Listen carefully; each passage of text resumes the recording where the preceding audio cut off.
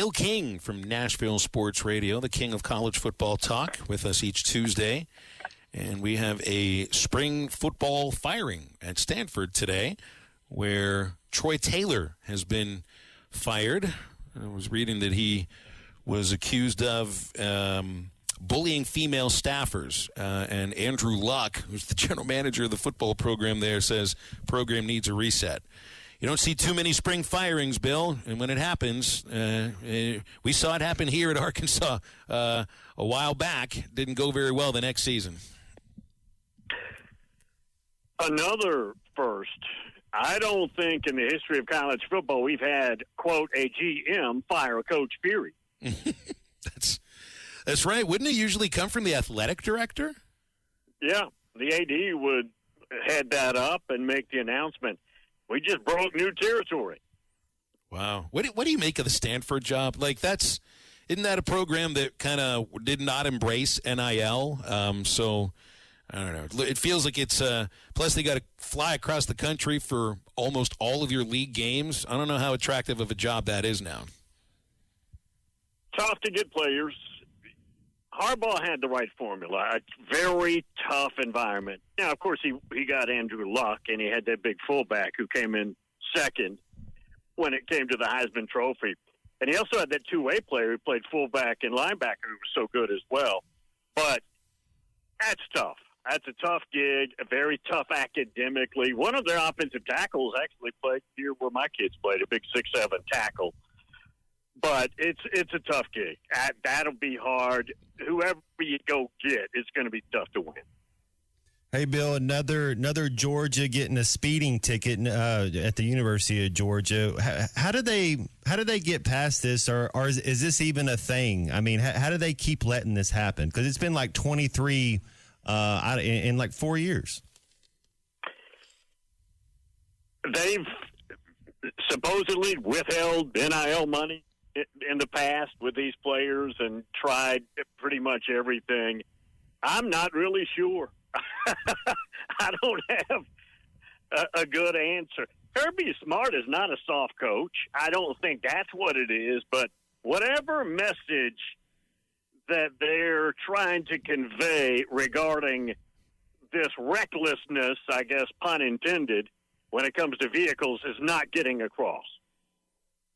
Well, we all know what happened after, I forget if it was the first or second national championship involving Jalen Carter. January 23.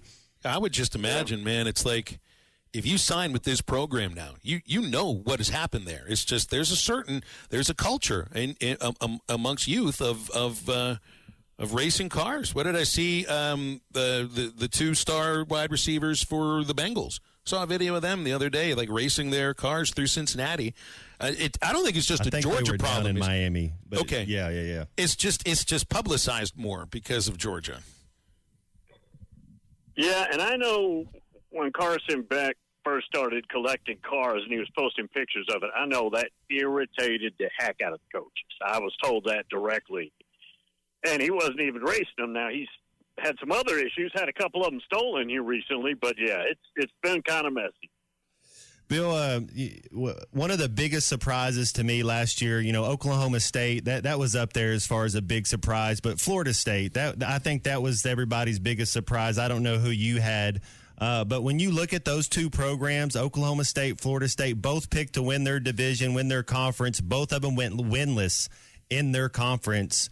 What do you see in store for both those programs? Which one of those teams you think comes back and has a little success? We were talking about it. I don't think I've ever seen a team go from 13-0 to 2-10. Now, they were 13-0, and then Florida State didn't get in the postseason, didn't get in the playoffs, and then, of course, got killed by Georgia. But they were 13-0 at the end of the conference season, and then they go 2-10. And basically, everything they did turned bad. Now, the number one horrible decision they made was to bring in DJ Uiagalelei, and pay him probably $1 million plus. And he was terrible. He wasn't just average. He was godforsaken terrible. They did not replenish their wide receivers. Everything went bad. I've never seen a reversal off the cliff from mighty to horrible that fast. I don't know if Mike Norvell has hit the point of no return. Because, again, I don't have anything to compare that immediate reversal to. What happened in Stillwater can happen. They don't have highly touted recruiting classes. Now, he evaluates well, the mullet does, and they get players.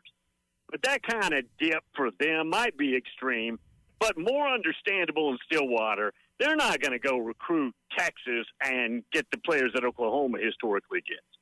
And you have to go into Texas. They're not going to get what Texas or Texas A&M gets or Oklahoma gets or Texas Tech, for that matter, gets, or Alabama if they want to go in there, or anybody else.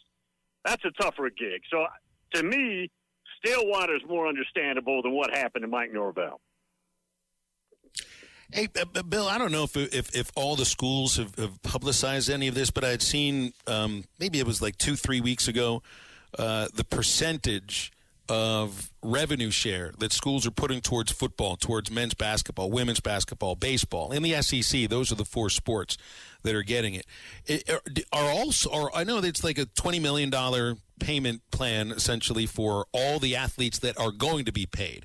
And then you go percentage per sport, essentially. Do we know if all the SEC schools are going to be spending about the same in terms of payroll on football, or are there any differences? Well, there may be some slight differences. I think that $20.5 million number for football and the percentage is going to be somewhat uniform. But what's not uniform is there's no cap. That might be somewhat of a cap, but all the other opportunities you have in the big lie, which is called name, image, likeness, when it's pay to play, that's unlimited still. And that's where your unequalness will happen. Those deals, broker deals, aside from university salary, for lack of a better description, that's where you have your differences. Interesting. Okay. Hey, we're headed to Nashville this weekend for baseball. Arkansas, Vanderbilt. Arkansas just played South Carolina. Carolina and Vandy, I think, have hit the fewest home runs in the SEC. But Vandy's playing a different style of ball. It looks to me, I think they still lead the SEC in stolen bases. And I know you're watching college baseball right now. What can you tell us about Vandy? It looks to be better pitching. And they've been pretty good, but look, after Rocker and Leiter, you're kind of downfall for a few years, but they're pretty deep and pretty good in pitching. You're right, they don't muscle the ball a lot out of the park, but they do hit the ball into the gaps, and they do like to run around the bases, even with Enrique Bradfield not there any longer, and he's one of the best base stealers you're going to see. It's a good, solid team. I don't think it's one of the top 4 teams in the league. I don't think they're in the category of Tennessee, LSU, Arkansas, Georgia. I think those are the top 4 teams. You can mix those up and put them wherever you want. But after that, obviously A&M's been a colossal collapse. And Alabama's a really good team, too. It's still a fantastic Texas. I left out Texas. Texas has to be one of the top 4 or 5 easily, just taking a series from LSU. But until somebody unseats Tennessee, that's got to be the team. The thing with A&M, now I know a lot of it has to do with injuries, but I heard an interview with their coach, Michael Early, on Tex Ags last week, and that's a guy who'd never been a head coach before, and I've never heard somebody sound so defeated in an interview.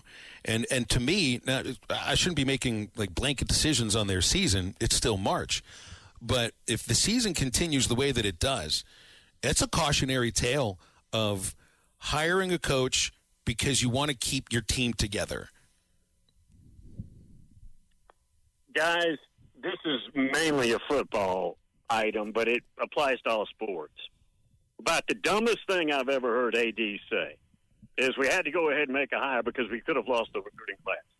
The recruiting class is irrelevant if you don't get the hire right. Doesn't matter who you go get. I've said this many times, guys. If I'm the AD and I've got to make a hire at school XYZ, and I realize that if I take time to get this right. We may lose the class. I may go in that locker room and it's empty. I'll do it. I'll take the freaking roster to 0 to get the hire right. Players come and go. And I see that all the time. It's one of my pet peeves, and it's the dumbest decision you could make. Now, again, I didn't know this kid would flop like this, and maybe they resuscitate it. Maybe they pick it up later, but it is a very, as you said, cautionary tale. BetOnline is the world's most trusted betting platform and your number one source for betting on all the madness. Whether you're a seasoned fan or a first-time bettor, BetOnline is your ultimate game day companion. With the largest selection of odds on everything from college basketball to a $200,000 bracket contest, BetOnline continues to be your number one sports betting source. From every Cinderella story to every hat trick, BetOnline has you covered with odds, stats, and more for every game, every play, and every win. BetOnline, the game starts here.